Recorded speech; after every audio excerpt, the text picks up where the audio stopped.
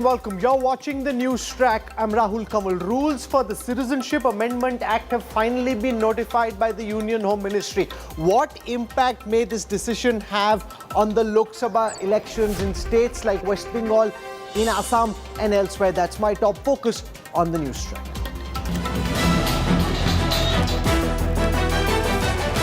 Weeks before Lok Sabha polls, big move by Modi government. CAA rules notified. Politics erupts over CAA. Opposition questions timing. CAA showdown. Big focus on Newstrack. We have a power pack show lined up for you tonight. Let's dive straight into it. Here are the headlines. Police, intelligence and security agencies across the country on alert after notification of CAA. Sources say any attempt to spread misinformation on social media will be monitored. Supreme Court rejects State Bank of India's plea to defer rolling out the electoral bond data. SBI asked to give out data to the Election Commission by 5 p.m. tomorrow. 2 new election commissioners will be named in the next 4 days by a PM Modi-led panel. Sources say Lok Sabha dates will not be announced till these vacancies are filled. Big Atmanirbhar defense boost for India. PM Modi announces mission Divyastra, the first test flight of Made in India Agni 5 intercontinental ballistic missile.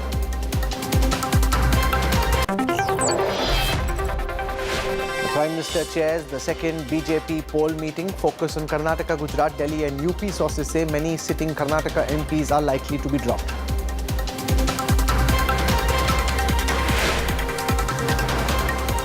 The Modi government today notified rules for the Citizenship Amendment Act 4 years after it was passed by Parliament. The CAA will provide citizenship to refugees from Afghanistan, Pakistan and Bangladesh who face religious persecution and came to India before the 31st of December 2019. The centre has made it clear that the CAA will not take away citizenship of any Indian citizen. But politics over the CAA is already escalating, with chief ministers of opposition rule states saying they will not be implementing CAA in their states. Weeks before India heads into crucial general elections, and 4 years after it was passed in the Parliament, the Modi government has notified rules for the Citizenship Amendment Act. CAA grants Indian citizenship to refugees who came to India before December 31st, 2014 on religious grounds. It covers 3 neighbouring countries, Afghanistan, Pakistan and Bangladesh, and includes 6 minority communities: Hindus, Sikhs, Buddhists, Jains, Parsis and Christians. অসংখ্য মানুষ যারা রয়েছে ধর্মীয়ভাবে প্রতারিত হয়ে যারা ভারতবর্ষে এসে আশ্রয় নিয়েছে তাদের প্রত্যেকের জন্য এই আইন অত্যন্ত ফলপ্রসূ হবে এবং এই আইন নাগরিকত্ব দেওয়ার আইন, একটা লোকেরও নাগরিকত্ব এই আইনের মাধ্যমে যাবে না। While the government has assured that CAA will not take away citizenship of any Indian citizen, Mamata Banerjee was the first to oppose the law.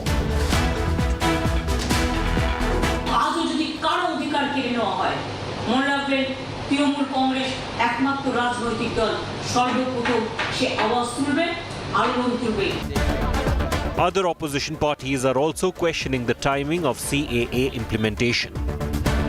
The way they are trying to bring it today is to make the election polarized. Mr. Modi is losing. He is going to be below 220. Therefore, he is trying to polarize it. The last weapon is CAA rules and to divert from the real issue of electoral bonds. तो अब ये सब करके हिंदू मुसलमान करेंगे, भारत पाकिस्तान करेंगे, भारत बांग्लादेश करेंगे। एक खेल, आखिरी खेल उनका चल रहा है। चलने दो, लागू होने दो। ये खेल करते रहते हैं लोग। अभी जब तक चुनाव है तब तक ये CAA खेलने दो। The Ministry of Home Affairs has created a web portal for CAA and all application will have to be submitted online. Bureau Report, India Today.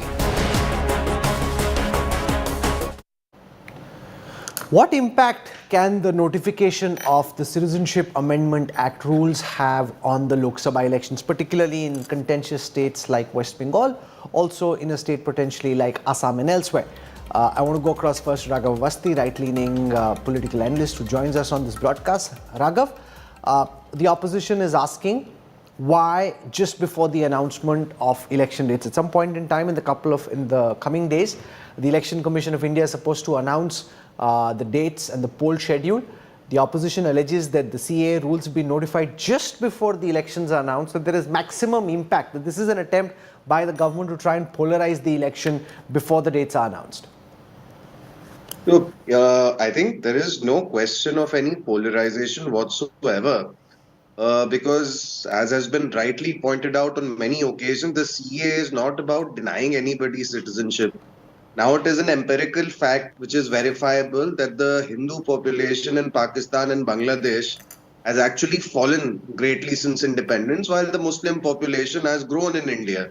And that is a fact because of our constitution. People of all religions are flourishing.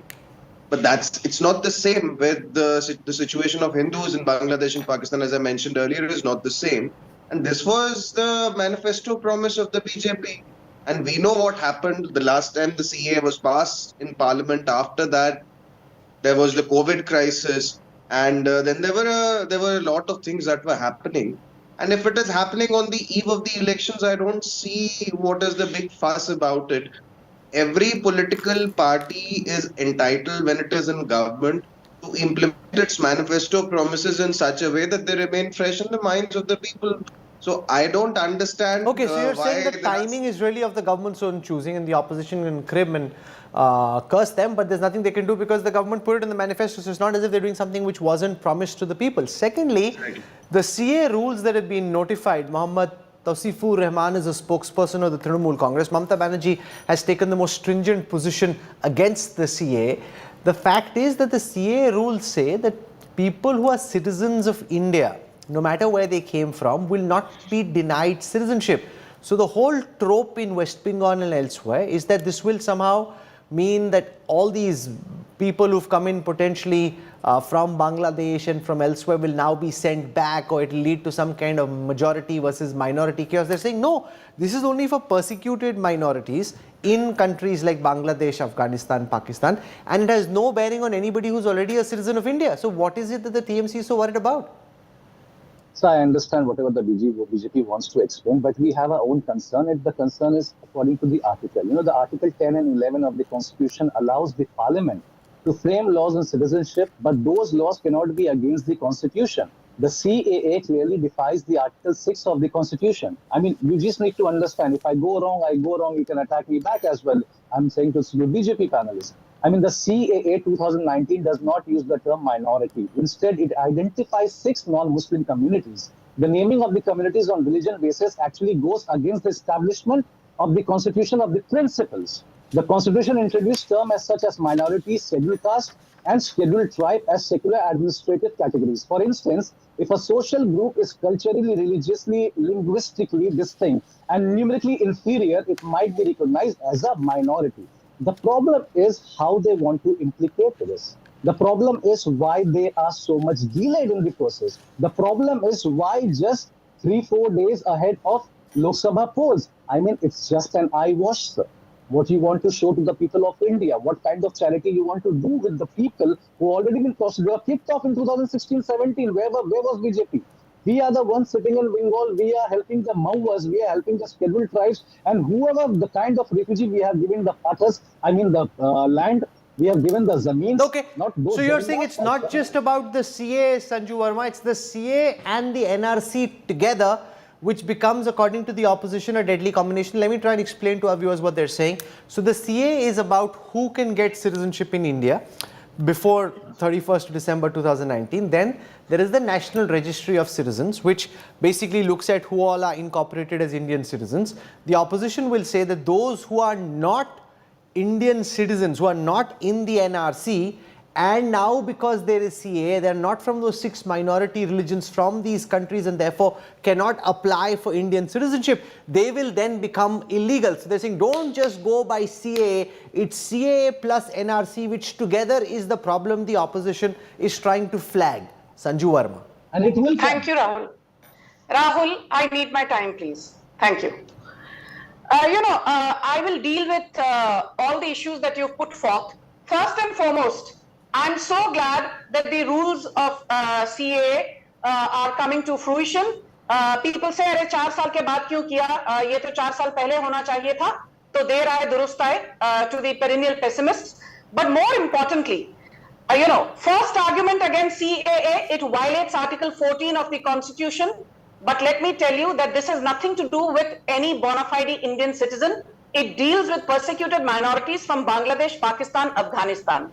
So Article 14 का तो यहाँ पर जिक्र करना भी it does not hold any water. Point number 2, the BJP is trying to polarize and communalize the electorate.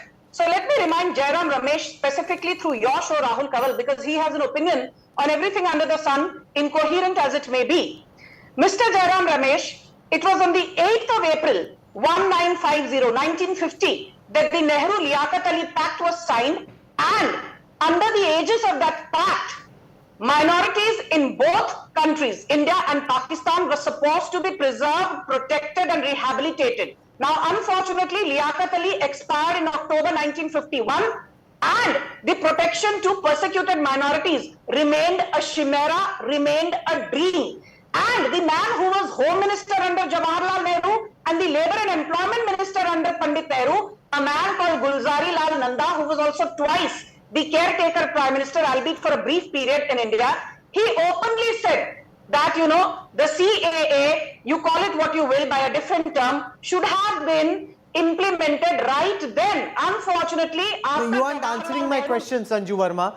The question that the opposition has is CAA plus NRC. CAA by itself, you can argue and explain why you brought it.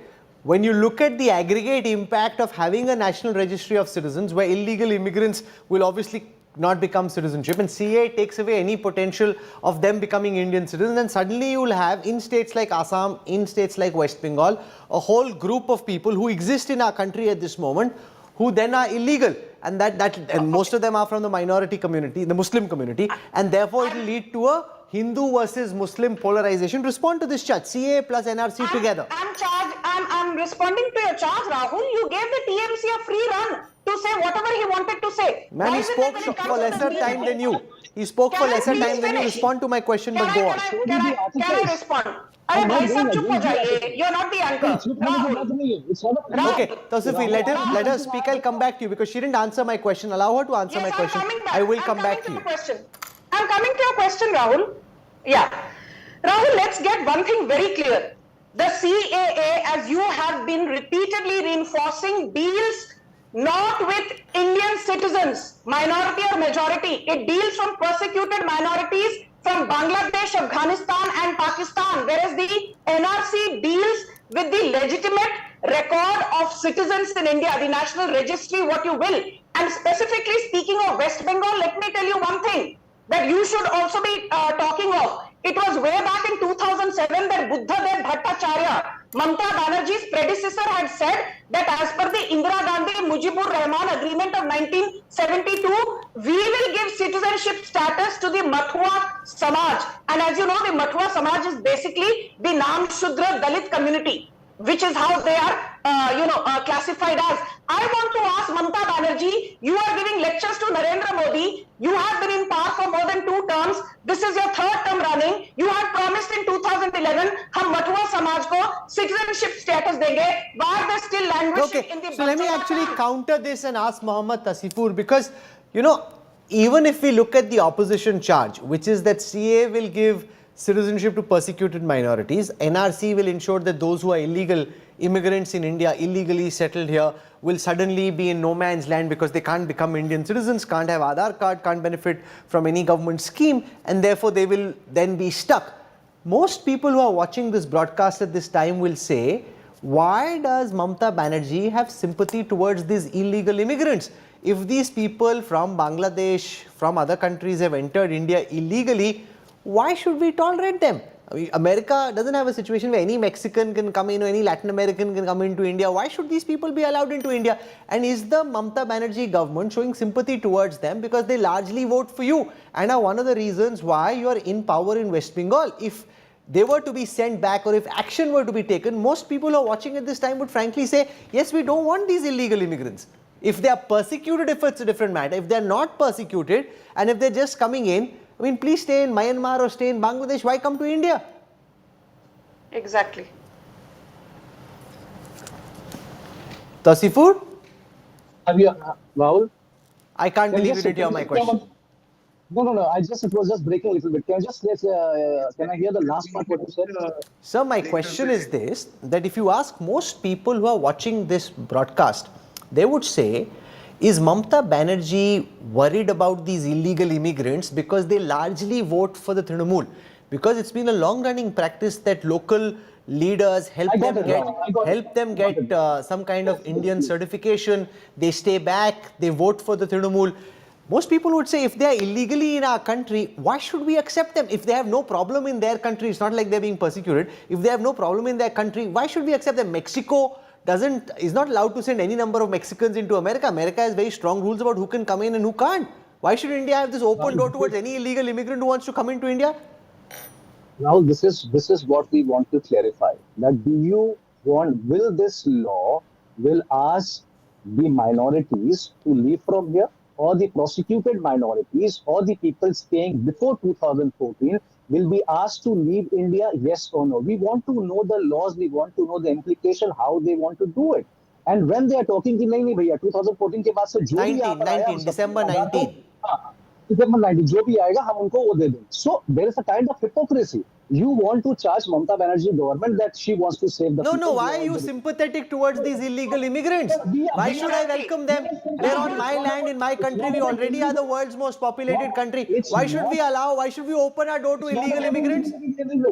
Even the Bhajpa, if you see, the Bhajpa got 18 seats in West Bengal. Where was Bhajpa when they wanted the vote from those illegal immigrants? I'm not diverting the issue. You have a valid point. You have a valid point. Now they say कि हमारे जितने भी लोग बाहर से आए हम उनको धक्का मार के नहीं भगाने वाले. We want to save them. I mean, if in that case, who did the development of Matua Thakurbari? We did it. Who has built the college and the universities? Yes, we did it. Our government has done. No one else. No, you're not answering my question, Mohammad Tasifur. It's almost as if you're not understanding or pretending not to understand what I'm saying. I'm saying, why are you sympathetic towards these illegal immigrants? Why is your heart bleeding for them? No. See, these illegal immigrants are coming after 2011, after the TMC government arrived in West Bengal, or they are staying here since 1947. Who are these people? You need to rectify them, Rahul. Even we have some questions how to rectify them. We have the refugees colony as well. So are you going to say that these refugees came after 2011? Or they are here staying since 1947 or 1965 or no, but why are you confusing the matter? The government's notification says that those who've come before December 31, 2019, those who are Indian citizens will stay Indian citizens. For those who've come after, why are you confusing this? No, I'm not confusing. Let the implications begin and we'll see to it. We are not running behind. We are not running backwards. That no, we are not karne denge. Whatever the thing is has to be clear with black and white. Okay. So now the next question, Sanju Verma, really is this, which is what it comes down to. Okay, so once CAA plus NRC is implemented, in every state you'll have a certain number of people. In states like Bengal, it will be running into the millions potentially, who are illegal. Ab inka karna kya hai?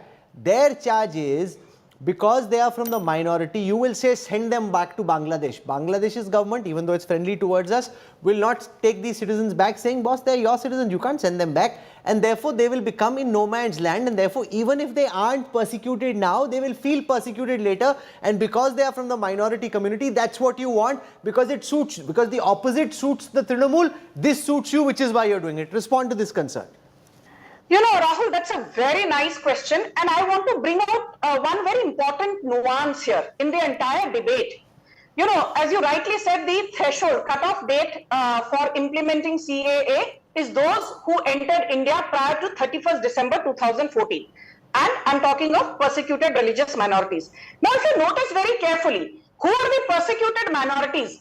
Basically, 2011, के दौरान, during the Mahakumbh and Kumbh Mela, many Hindus from Pakistan came and they settled outskirts of Delhi के आसपास, Majnu का टीला, which is where most of the migrants are living. But remember one thing, these are not illegal migrants because they came on a visa and then they never went back to Pakistan and settled down here. Now, prior to Taliban taking over Afghanistan, somewhere in 2012-13, persecuted Hindus and Parsis from Afghanistan came and settled. No, you are not answering my question, Sanju Verma.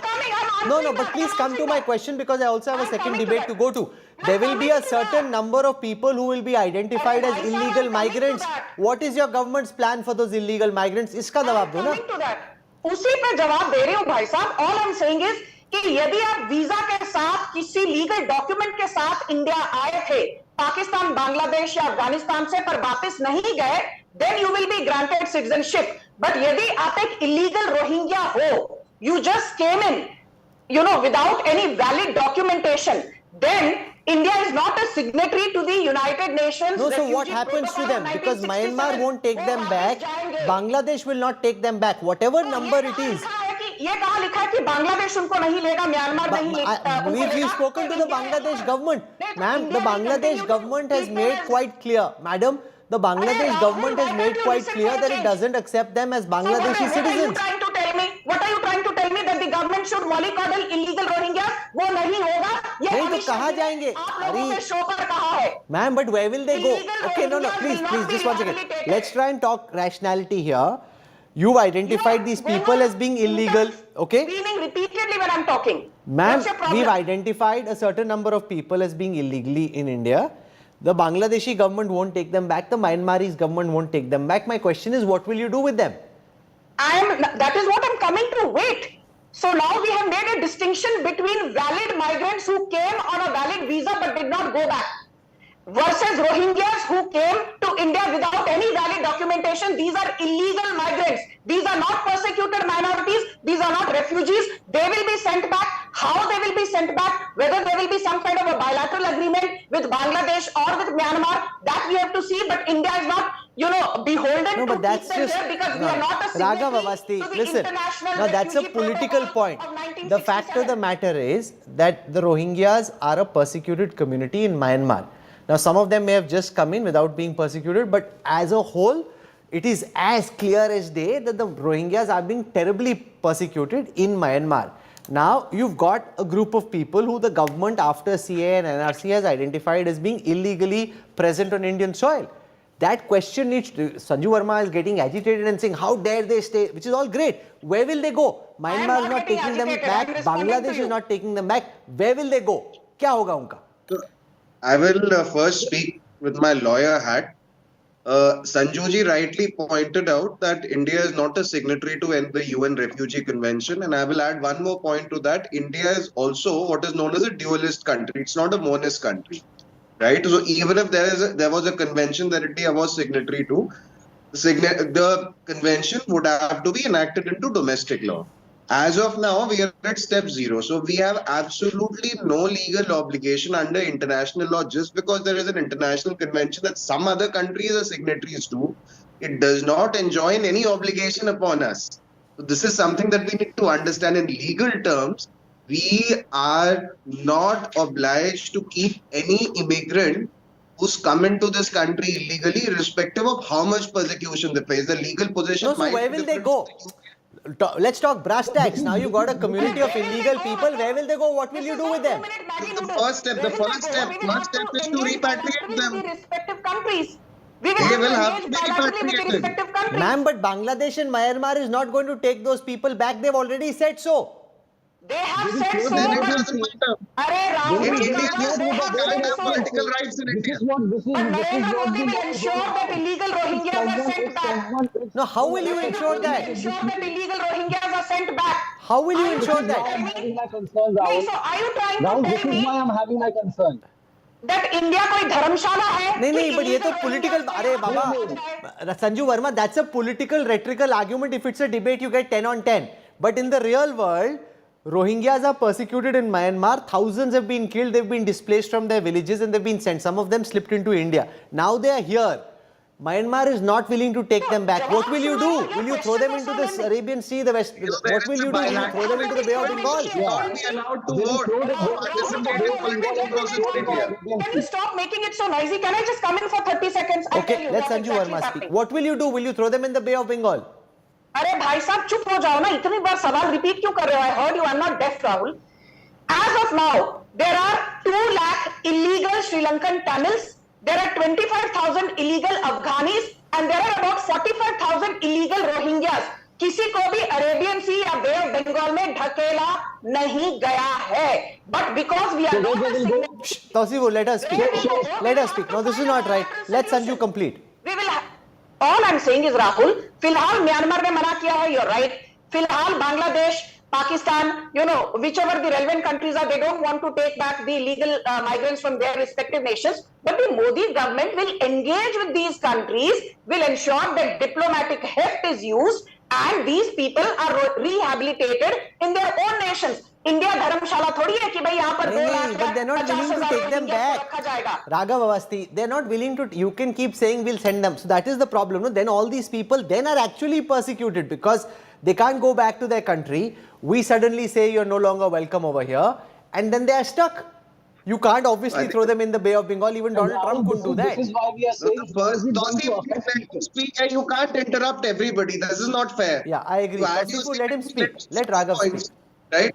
So the first point that is to be made here is that as an initial step, we need to make sure that these people don't get to participate in the political process, right? So once we've identified them, we can make sure that they're not getting any Aadhaar cards or any documents through illegal means. Okay, that's fair. Don't make them citizens. That's fair. Nobody can quarrel with that. But then do what with them? As far as the second point is concerned. And now, Sanjuji, you are speaking over him. That's not fair either. Let him speak, please. What we can do, as Sanjuji also rightly pointed out, the diplomatic heft can be used, and in the meantime, we can have some sort of a halfway house. What is the halfway house? Stay as citizens. They cannot stay as citizens, so maybe where will they go? We can build some centers where they can stay. There are so many such holding centers at the US-Mexican border. No, but it's not a small number. When it comes to illegal Bangladeshi immigrants, it runs into the lakhs, potentially even in the millions, depending on how you actually do the classification.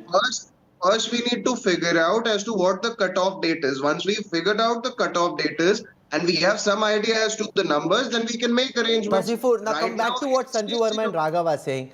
The bit that I agree with in what they're saying is that India is not a dharamshala. No, one second. Tausifu, respond. India, so of course, this whole process is messy. This whole process is not a pleasant process. But at some point in time, you have to say enough is enough. We cannot just keep taking, because in the bordering districts of Assam and West Bengal, demographics have been changed largely, sometimes also for political reasons, because it has suited the governments over there. So at some point in time, you need to take the bull by the horns and say, no, enough is enough. We can't keep having all these illegal immigrants slide in. I absolutely agree with you. Some people want to become more pious than the Pope, but I have my own concern, Rahul, and I will stick to it. The article which I was talking about, this act also excludes Muslim in 2 ways. It highlights the persecution of non-Muslim in neighboring Muslim countries, and at the same time does not include Muslims in the list of preferred migrants. This incursion is seen as a violation of Article 14, equality before law, and Article 25, freedoms of religion. If the fundamental reason for this policy in India desire to read persecution, why does it draw a line at some faith but exclude others? I have my concern. I want to talk to your views. I mean, it's very gaudy looking things कि हाँ भैया कोई भी असम के MP भी आके दो checking that I'm very much fascinated with this law, but somewhere or the other, people will get affected and where they are going to stay. And of course, when CAA will come, NRC will also come as well. You can't deny that. Why is it anti-Muslim? Let Sanju, I'm out of time, and that's a whole different debate. And we hope to ask the Home Minister and several other people at the India Today conclave this question. But this is an important point, that Rohingyas are also persecuted, badly so, and very clearly documented their persecution. Why can't they come in? Why should it exclude one religion and include Parsis and Christians and Sikhs and Hindus, but not one community? Okay, Rahul Kanwal, let me ask you, how many theocratic Islamic nations are there who have openly declared that they follow Islam? 57 is what I heard. Have any of these 57 nations said कि भाई ये Rohingyas हमारे यहाँ भेज दीजिए? तो क्या सारा ठेका भारत ने ले रखा है, जबकि I repeat, we are not a signatory to the No, but why are you International willing to Refugee take Protocol? persecuted people from some religions but not Muslims? Then they'll I say will go back. internationally This that was you're anti-Muslim. अरे भाई साहब, this was crystallized way back on the 8th of April between Nehru and Liaquat Ali. जो 1950 में होना चाहिए था, वो आज 2024 में हो रहा है. Thanks to Narendra Modi and Amit Shah, persecuted minorities are being given citizenship. Okay. Now this is a persecuted minorities in Pakistan, or Muslims persecuted minorities in Pakistan. Hindus are persecuted minorities in Bangladesh, or are Muslims persecuted minorities in Bangladesh? इसका जवाब नहीं है आपके पास, Rahul Kanwal? No, so what if in Tamil, what if in Sri Lanka there are persecuted minorities who are not Hindus? You know, Sri Lanka has Buddhists, they have different kinds of I told you religion. there are over 2 lakh Sri Lankan Tamils who are still staying as refugees in India, and they are likely to be given citizenship status because they came with valid documents. If you came into India without valid documents, you will be sent back, if not today, tomorrow, if not tomorrow, after tomorrow. Okay. आज this नहीं is तो 3 महीने बाद या 3 okay, साल I'm out of time and I need to move on because I want to shift attention to the electoral bond debate as well. But the fact is that this is an ideological project. This is something the government is doing with conviction because it believes it has the people's support with them. Now, the morality of what is at play, why exclude one community and another, the government is willing to overlook that and say, this is what we promised. We were voted by the Indian citizen to come to power and we've delivered on our promise. And it's not like we hid that we were going to do this. We went with our manifesto which had the promise of a Citizenship Amendment Act, and before the elections are announced, we've gone out and announced. Now every citizen really, on the basis of his own morality and the basis of his own conscience, will determine whether or not they think that is right or wrong, and everybody will have their own view on it. But we'll track what happens and the reactions in different states very carefully. I want to shift our attention to the other part that I want to track tonight. The Supreme Court today dismissed the State Bank of India's plea seeking more time to furnish details of electoral bonds. The top court has now ordered the SBI to provide donor details to the Election Commission by tomorrow. But while information about who bought the bonds and which party received how much funds from them will be revealed, details about who donated how much to which party will still not be known. Here's a detailed report. A big blow to State Bank of India in poll bonds case. Supreme Court on Monday pulled up India's biggest bank for delaying revealing details of electoral bonds despite the earlier SC order. The SC junked SBI's plea seeking time till June 30 and asked it to share data by Tuesday. The poll panel has been asked to upload the data on its website by 5 p.m. on Friday. SBI is directed to disclose the details by the close of the business hours, 12 March 2024. Full stop. As regards the ECI, we direct that ECI shall compile the information and publish the details in its official website no later than by 15 March, by 5 p.m. on 15 March 2024. The top court warned that if SBI fails to adhere, it will face contempt proceedings. Bearing in mind the application which was submitted for extension of time, we place SBI on notice that this court may be inclined to proceed against it for willful disobedience of the judgment if SBI does not comply with the directions of this court as set out in its judgment dated 15 February 2024 by the timelines indicated in this order. But in a big relief for SBI, which cited humongous amount of data, the top court allowed it to furnish 2 lists. First list of donors and denominations of poll bonds, and the second list of bonds redeemed by political parties. SBI doesn't have to connect the 2 lists, which will effectively block linking specific donors to individual parties.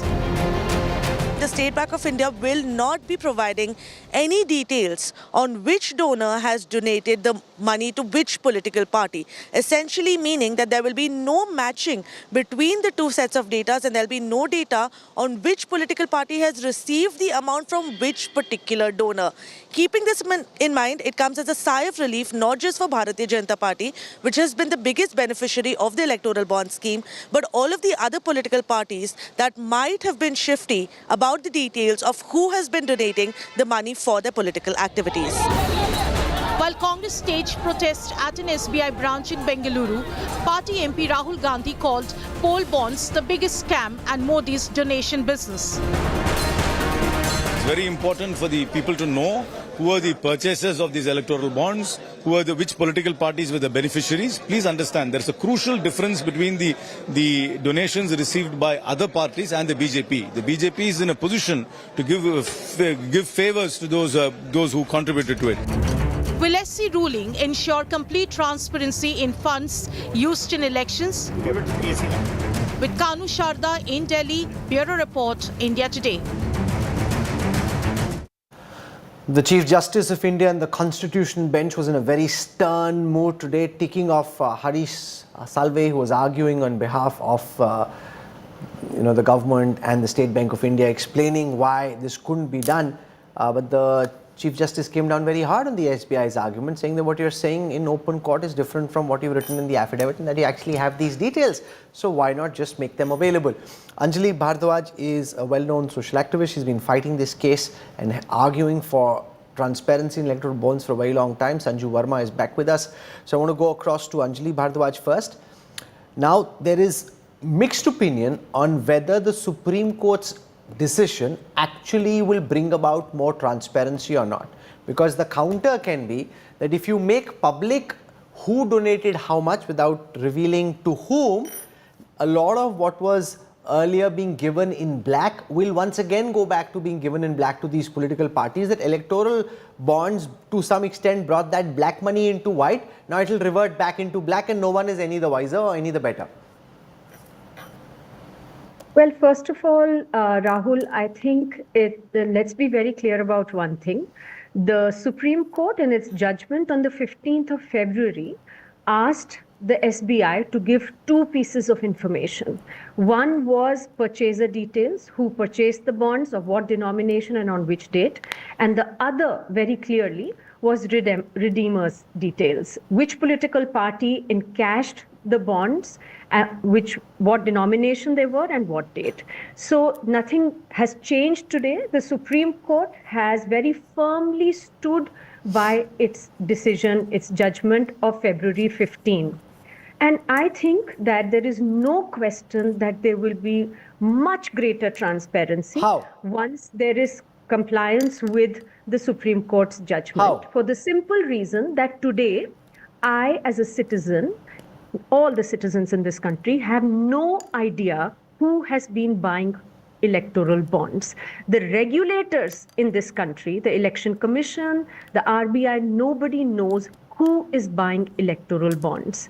What is going to happen on the 15th of March, once there is compliance with the Supreme Court's judgment, is that we will all know who donated. But you won't know who they donated to. Take any corporate group. If they bought 100 rupees of bonds, you don't know who they gave them to. Yes. So you are absolutely right that they are not linking. The matching was neither ordered on the 15th of February, nor has the court insisted that it be done today. So what will happen really is that there will be a list of all the donors, including all the companies, because let's remember that 94% in value terms of the electoral bonds have been in the denomination of 1 crore rupees, which is indicative of corporate funding. And that's what the court had also said. So we will now know the list of all those who gave these electoral bonds, and there will be a lot of investigative journalism. There will be people who will be examining these lists, and there will be to see a lot who got what. At least once we know which corporate group Sanju Verma gave how much money, you can see how they've grown or what benefits they got or which projects they got, and then people can form their own judgment. Therefore, Anjali argues it leads to transparency. Also, You know, Harish Salve cut a very sorry figure in court today. He got a real pasting from the Supreme Court because the Supreme Court basically said what you've said in the affidavit is different from what you're saying in the court. This whole jalebi that you created about matching, as Anjali points out, the Supreme Court never asked for it. They never said match the bond to which party it went to. The Supreme Court never asked for it. So this is like a jalebi of the government and the SBI's own making. You know, Rahul, first and foremost, this is a very unpopular opinion and I'm taking a bit of a risk, but I will have to say this with no offense to the Supreme Court. This entire electoral bond issue, you know, it caught fire in 2018 because in 2018, the same Supreme Court said that electoral bonds are a great way of funding elections in an electoral democracy like India because you at least know that the money is coming via checks and not via cash, which is what used to happen for the longest time for 50, 60, 70 odd years. So 70 सालों तक तो पहले, you know, election funding used to happen with cash and black money. Let's not kid ourselves about anything. No, why don't you come to the question I've asked you? The government was never asked to do matching. The SBI was never asked to do matching. They made that jalebi on their own account and the Supreme Court just quashed what they were saying. And someone like Harish Salve looked really silly and sorry in court today. There is no jalebi, and there is no, Indori poha that I'm going to discuss on your show. Let's not trivialize. I just have this to say that if the State Bank of India has now been given an ultimatum, no less, by the apex court, I always say, irrespective of whether you agree with the Supreme Court or not, if the highest court of the land has asked the SBI, the premier public sector bank, to furnish details, that will be done. But I will also add one thing, Rahul Kanwal. I will not allow the opposition to take the moral high ground कि electoral bonds की funding का खुलासा होगा, so then the BJP will be in deep trouble because let's be very clear. As a percentage of total funds, only 52% of BJP's funding comes from electoral bonds. S.Y. Qureshi, a couple of points which I want to draw you into. One, how are we better off? You know, if this information is made available in the way that it will be or is supposed to be, people may start going away from electoral bonds because every party knows who's funding how much. Even if they don't reveal it, at least Congress knows that कि मुझे मिला कि नहीं मिला, maybe नहीं मिला. BJP knows, अच्छा इसने दिया, हमें तो मिला नहीं, मतलब वहाँ गया. So they can do their own calculation regardless of whether it comes out in the public or not. Which basically means that a lot of these companies may revert to funding in black. They used to fund elections in black. At least it came into white. Now it will go back into black. How are we better off? Yeah, quite right. Very well said. Before 2018, 70% of all the donations were in cash, and Election Commission and others were raising serious concerns about it. We are back to that situation now, but at the same time, there have been solutions on mentioned again now and again that instead of corporate funding of political parties, let us set up a national election fund. No, but that's a different argument, Mr. Qureshi. I'm on facts, not on an idea. If the bonds are now disclosed, any big corporate which is funding boss, यार ये तो पता चल जाएगा किसको कितना दिया, मत दो. इसको black में ही दो. So we are back to black. Let me come back to that only. You are right. It has been a partial success for ADR and others because unless we know who is the donor and who is the recipient of that money, it doesn't really help. Now the whole nation will now be trying to connect the dots, who was the donor, so it is not leading us anywhere. And that was the problem with the original judgment itself. The Supreme Court never asked for that information from the SBI, and I don't know why SBI was delaying something which was already on their computer. No, but also why should it be made public? That's the other point. Let's assume that XYZ person funds some party. You made a promise, sir. It's like, for example, voluntary disclosure income schemes, right? You made a promise when you took that money that you won't disclose my name. Later, you go and disclose how much I gave. That's like going back on a contract. That's like going back on a promise. Let me tell you, this case has been in the court from the beginning. And all these donors who have donated have big law department.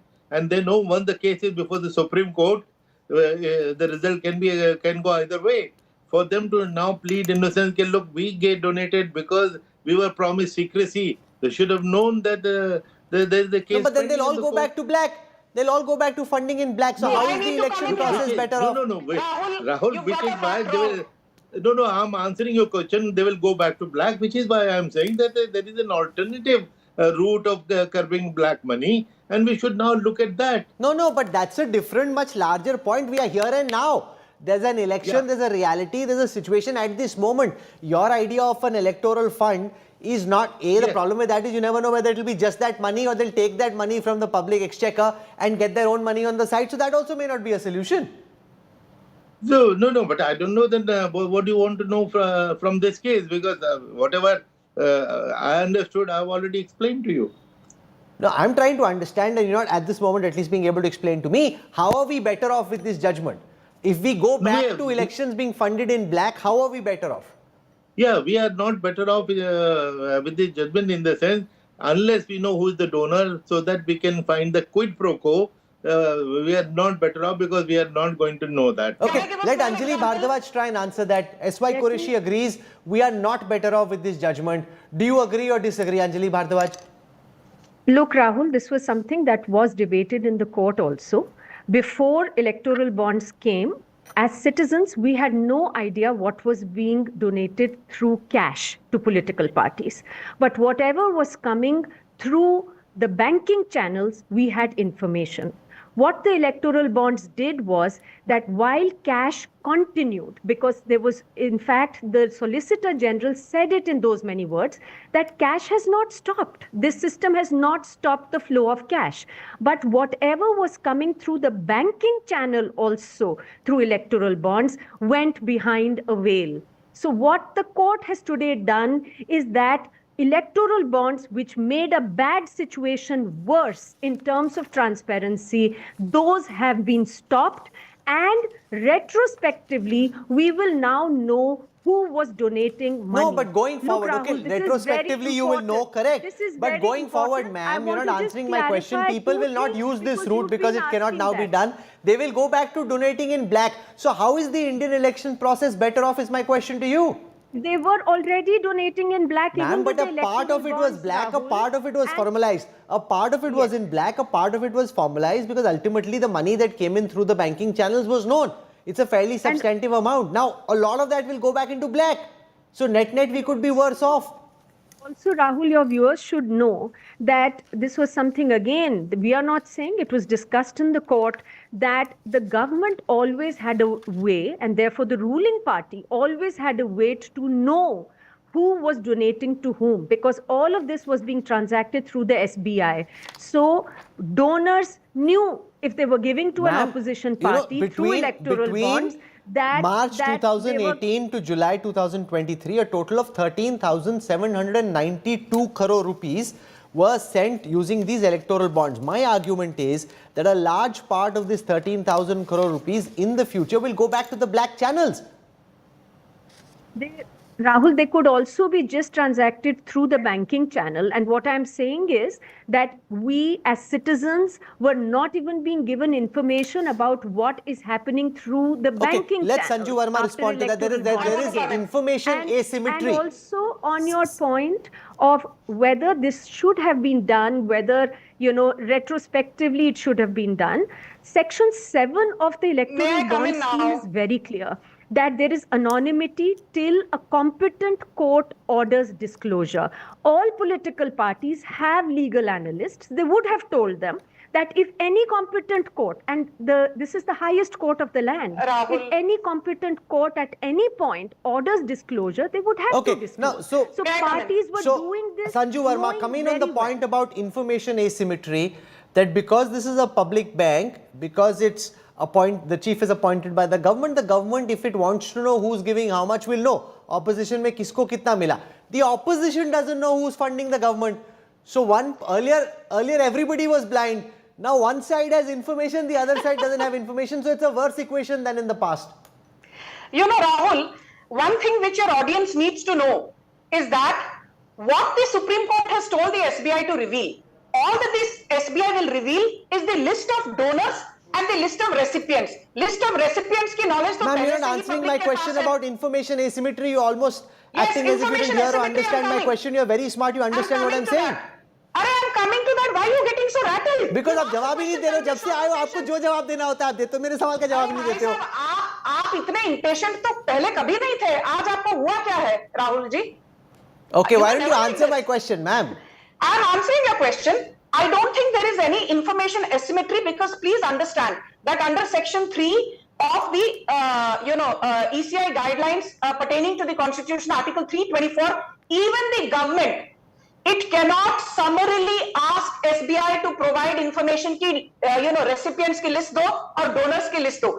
But abhi every stakeholder will be privy to the same Ma'am, you ask most people who are watching at this time that if somebody powerful in the government asks the SBI chairperson whose tenure and appointment depends on the government ki batao bhai kisko kya mila, will he not give the information? So if the government wants to get the information, it can get the information. Even if the opposition wants to get the information, it cannot get the information. Rahul, tell me one thing. Yes. Tell me one thing. No, please, no, keep quiet, because I heard you you made a very reckless remark.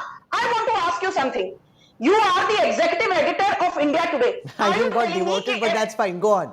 Okay, you're the managing editor. My bad. Whatever. I will promote you. Yadi mere haath mein hota. Are you telling me that everything that you say and do on your show, it has to pass muster with Arun Puri? यदि अरुण पुरी कहेंगे कि राहुल कंवल आपका आज का narrative ऐसे होना चाहिए on CAA, तो आप मानोगे? There is an arm's length. We are all professional people. The government cannot blindly tell SBI, अच्छा भाई आज नरेंद्र मोदी और अमित शाह को इंफॉर्मेशन चाहिए because it is a public sector bank, आप दीजिए information. What does the Supreme Court tell Harish Salve today? All it says is, let us know the denomination of the bonds, let us know when the bonds were encashed, let us know who were the purchasers of the bonds. You tell me, Rahul, कल यदि supreme court में ये खुलासा होता है that Ambani, Adani, Anil Agarwal, Vedanta group, Ratan Tata, Wipro, Infosys, these were the big donors. I think anonymity is very essential. मान लो कल ये पता पड़े कि मुकेश अंबानी ने कांग्रेस को तो दिया था पर टीएमसी को नहीं दिया. Will Mukesh Ambani not be persona non grata in West Bengal? So sometimes anonymity is essential to so this keep is a very away complex vendetta debate. politics. It has different layers. We tried to unpack some of those complexities. Ultimately, it's for the viewer to decide. Sanju Verma says, do you believe if the SBI chairman is asked by this government to give the details, will he not give the details? I don't want to say anything. I want to leave it to our viewers to decide who they think is right on this. Ultimately, it is for our viewers to decide. Even Sanjuji is smiling, but that's fine. We'll leave it over there. Are we, and as S.Y. Qureshi and Anjali Bharadwaj both said, are we better off? Ultimately, if I am making a donation in the promise that this will be kept secret, suddenly you reveal my name. Is that fair to that person? Now, S.Y. Qureshi argued that they have big legal cells and stuff, but at that time, they understood the process to be what it is. So it has different complexities. And let's see how this plays out. Mr. S.Y. Qureshi, Anjali Bharadwaj said something important. There will now be a lot of these activists who will try and map, and even the political party will know. Take any company, I don't name someone, but if that company paid 100 crores to X and the opposition says, hame to nahi mila, or if the government says, hame to nahi mila, then they know that it didn't come to them, and then does that particular corporate then get victimized? So there are different layers at which this will play out from here on. For the time being, Mr. Qureshi, Anjali Bharadwaj and Sanju Verma for joining me on the Newstrack. Thank you very much. As I said, life is not black and white. There's no one yes and one no. There's no one right and one wrong. There is complexity. What we try and do on the Newstrack is to try and penetrate the different layers of complexity so you get a more nuanced view of the things the way they are. Otherwise, you've just got Anbhakti on the one side and you've got people who are just going after the government on the other and without really thinking through all the levels at which these issues really operate. I'm slipping into a break. I'll have more for you on the other side. Stay with us, back in a moment.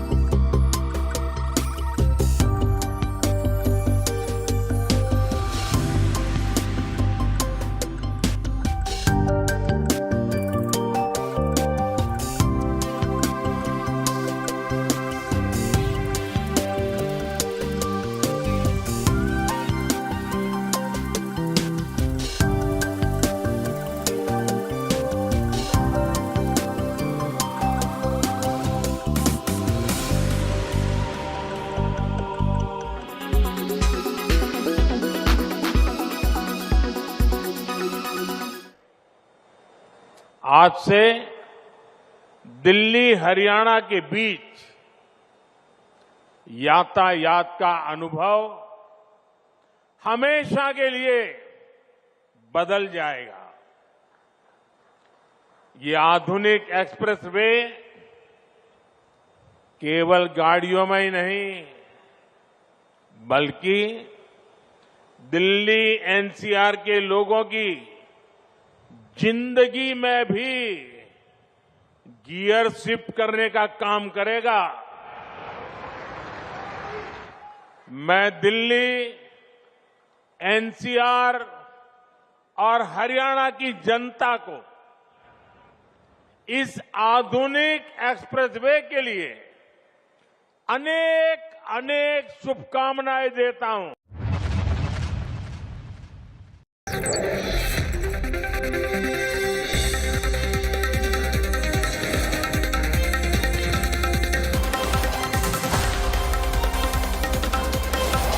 Now for a story that's been trending worldwide since yesterday. A Photoshop image of the Princess of Wales, Kate Middleton, has set off several conspiracy stories. Internet users pointed out that the first picture of Kate since her surgery in January was manipulated and has, through digital forensics, proven to be a manipulated image. Now, 4 news agencies issued a kill notification for this image, fueling rumors that Kate, who underwent surgery in January, is more unwell than it appears.